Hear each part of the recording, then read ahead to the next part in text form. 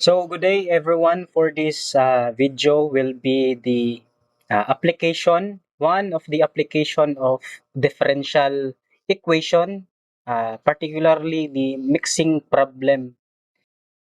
Sige. Given a solution or mixture having initial volume V and containing a particular substance at time t is equal to 0, we let the solution, the S, or mixture containing the same substance S, enter the given solution at a known rate. Further, the resulting mixture keeps uniformly stirring and is allowed to escape at a given rate.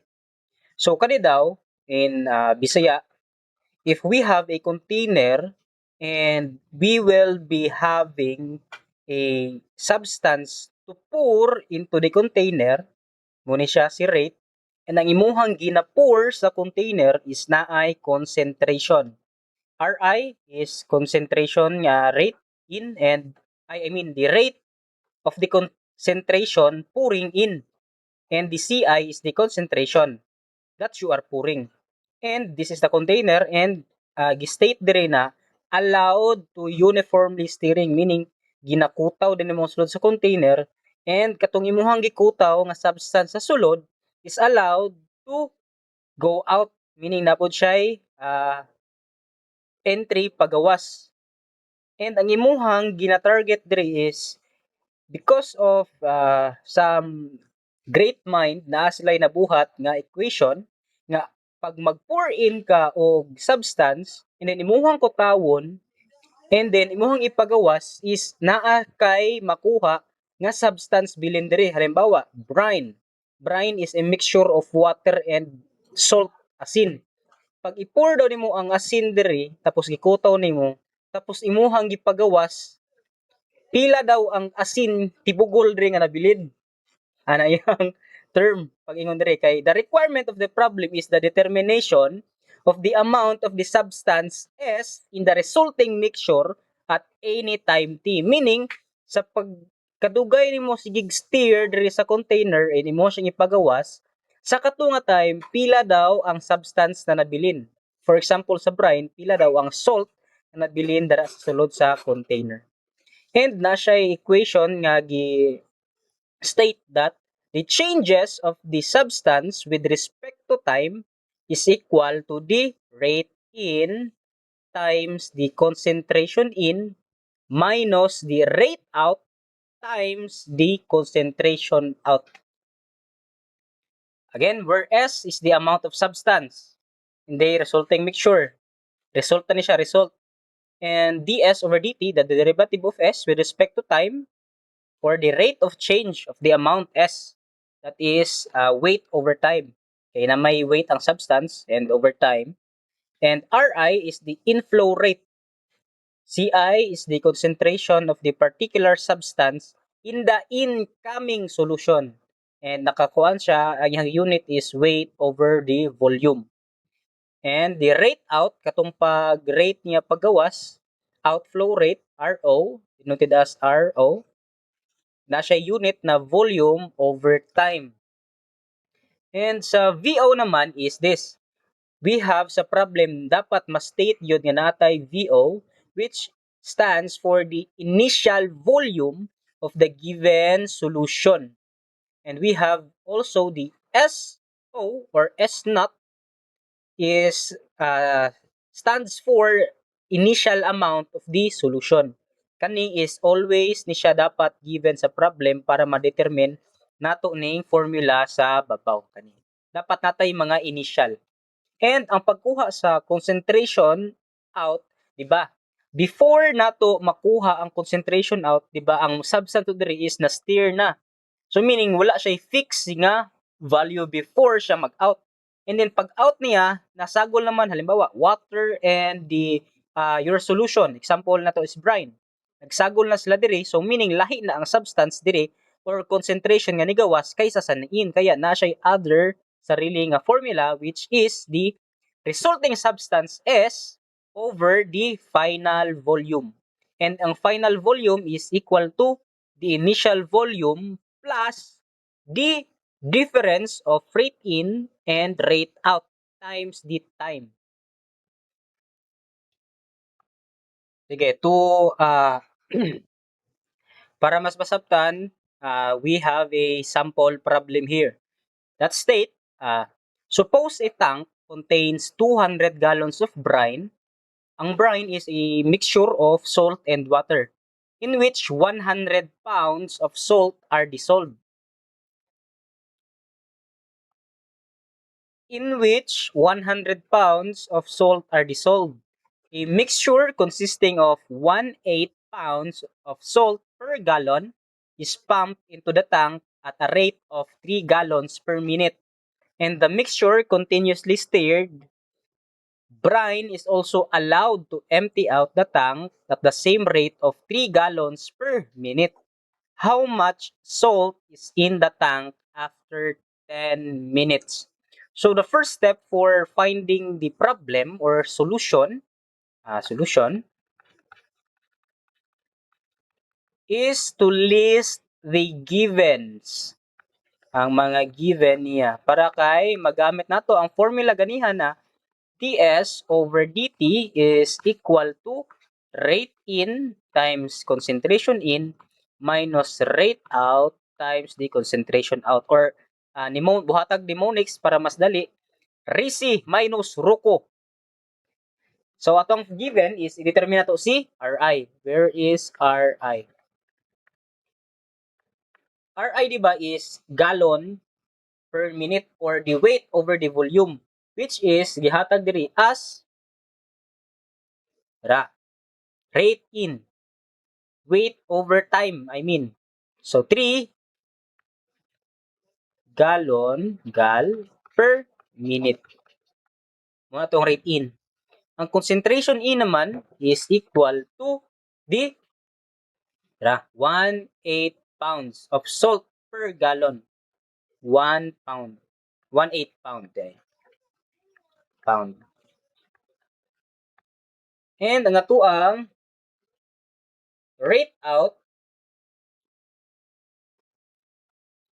is, stated, brine is also allowed to empty out the tank at the same rate, 3 gallons per minute ihapon. So, RO is equal to 3 gallons per minute. Sige. Si concentration in is, ang iyang unit di ba ganiha is C in. Weight over volume. So, 1/8 weight pounds. And ang iyahang volume is gallon. So, gallon ay pound over gallon. Muna si Cn.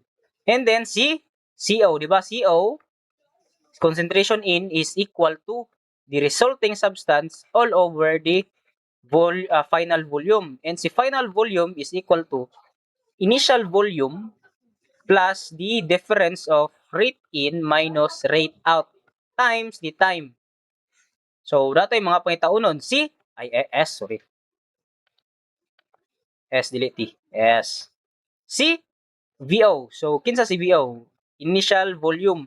Inatay initial volume nga, suppose a tank contains 200 gallons of brine na siya.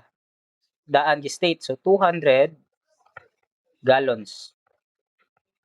And, kinsa pa?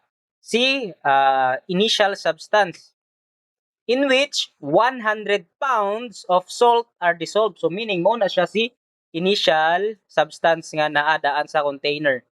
100 pounds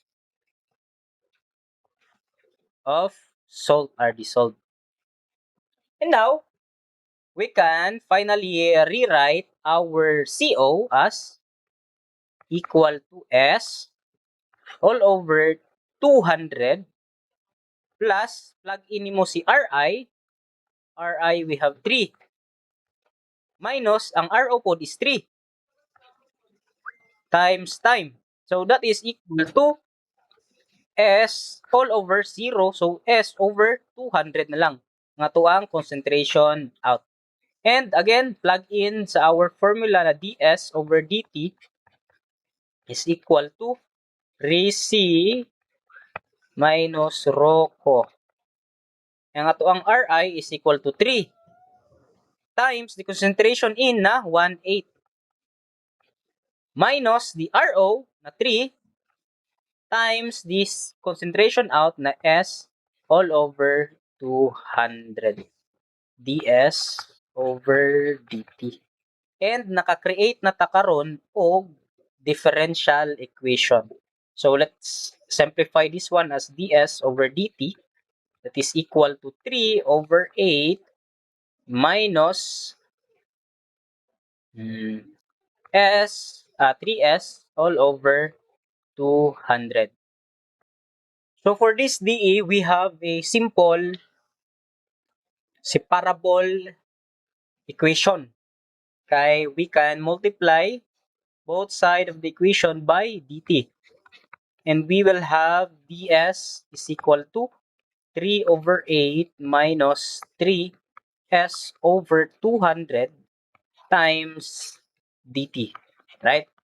And we can divide both of the equation by this para ma-separate si variable s. 3 over 8 minus 3s all over 200. So, separate. We have ds all over 3 over 8 minus 3s over 200 is equal to dt. Then, after that, we can integrate both sides. Integrate. And by that, we can, if we will let the denominator as our u be equal to 3 over 8 minus 3s all over 200, and ato siyang kuhaon ng differential, we have du all over 3 over 8, the derivative is 0 minus 3 over 200 ds. Since ang numerator is only ds, we can simplify sa nato. Du is equal to negative 3 over 200 ds. And we can isolate ds by multiplying negative 200 over 3, di ba? Pag distribute, cancel out ni. And so we have our du to be negative 200 all over 3 is equal to ds. So that's the integral of the left side of the equation. So negative 200 over 3 ln of, since this is ln of u, and atong value sa u is equal to 3 over 8 minus 3s all over 200 and equal to dt. Integral na is just t. And don't forget your plus constant. And here is the tricky part. Since we have the initial substance, SO na equal kang 100 gallon, right? So meaning we need to find the value of C.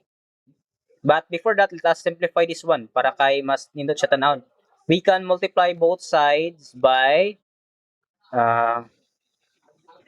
negative 3 over 200 para makancel out sa left side. Bili na lang is ln of 3 over 8 minus 3s over 200. What's the purpose? Kay para ma-isolate si S, S na lang ang mabilin. Makuha na to ang substance nga gi-out. That is equal to negative 3t all over 200 plus constant times si constant, i-absorb ni constant C, magiging C1. Ano lang, i-remember nyo. Constant values times the constant value C that will be absorbed sa atong constant nga buhat. So, ang mabili na lang, to isolate the S is we need to kuhaon si ln. Paano? By exponentiating both sides. Don't forget to bracket exponentiate. E raised to ln is equal to 1, so makancel out. So, bilin na lang is 3 over 8 minus 3s over 200 is equal to e raised to negative 3t all over 200 plus the c1. And remember, from our algebra, if naka-raise ni siya, ito ingani, pwede nato siya mabahin as e raised to negative 3t all over 200 times e raised to C1. Diba? Kay same base, pwede natin siya mabulag, ma-add lang yung exponent, reverse, nga niyang dagway, ma-multiply. And constant value si e and raised to constant, meaning pwede na siya ma-absorb, and i-let na to siya as equal to C lang gihapon. So balik ko na siya C or C2, sige, C2. Constant value 2 kay gi-absorb niya sa C1. So magbilin is 3 over 8 minus 3s all over 200 is equal to, di ba, i-let to siya as C2. So multiply na siya diri. So C2 is equal to e raised to negative 3t all over 200. And so what's the next step? We can isolate s by transposing this term to PCAS. So may mo siyang negative 3s all over 200 is equal to negative 3 over 8 plus C2 e raised to negative 3t all over 200. And need na kukuha si negative. So we can multiply both sides by negative 200 all over 3. So ang mabili na lang, we have s is equal to, so nag-multiply tag negative,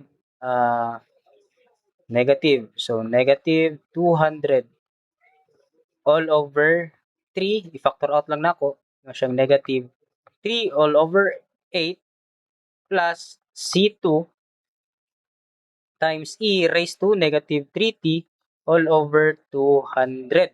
And di ko ganahag na negative, pwede na ako ma-factor out si tawag ni si negative dire sa para ma-cancel out yung negative. So s is equal to negative 203 times negative 1 kani mahimong positive 38 minus C2 e raised to negative 3t all over 200. So kani mo cancel, cancel. So simplify again, s is equal to 200 all over 3 times 3 over 8 minus C2 times e raised to negative 3 all over 200. Again, take note for this. If you have a constant value and naka-negative, the constant value kay pwede niya ma-absorb si negative and mahimo siyang positive value. So, ayan siyang plus, pwede siya mahimong plus C2 e raised to negative 3t all over 200 times 200 all over 3. S is equal to siya.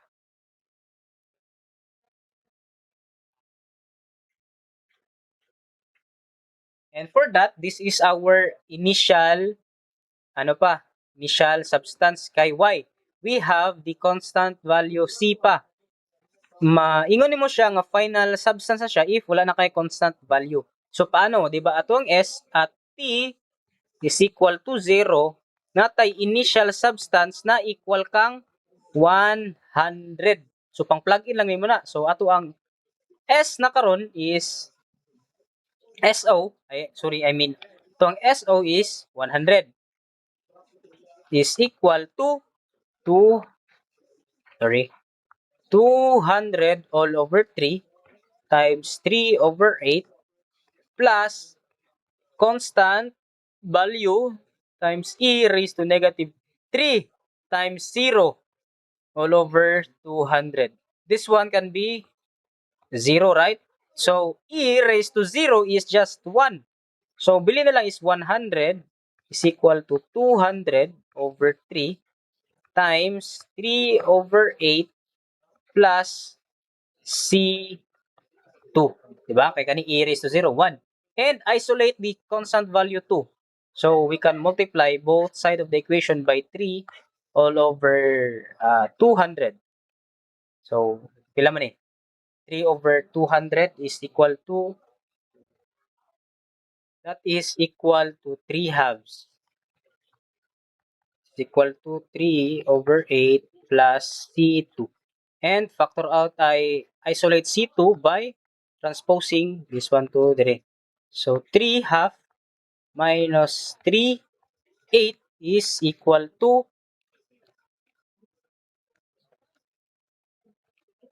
9/8. So this is our C dire. So our final substance S is equal to dire. Lagi na to ni CC. 200 all over 3 times 3/8 plus the C2 na 9/8 times e raised to negative 3t all over 200.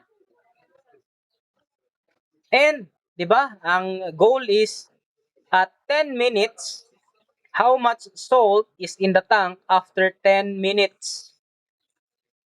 So, plug in na to si 10 rin at t is equal to 10. Ito ang S is equal to S is equal to 200 all over 3 times 3/8 plus 9/8 times e raised to negative 3 times 10. Lagyan mo si T3 all over 200. And that would give us, pag imo siyang i-calculator, that would give us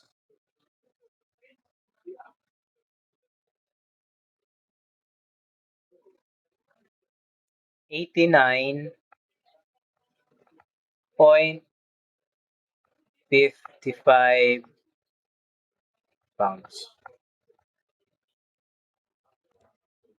So that's the process sa pag-apply sa DE sa mixing problem.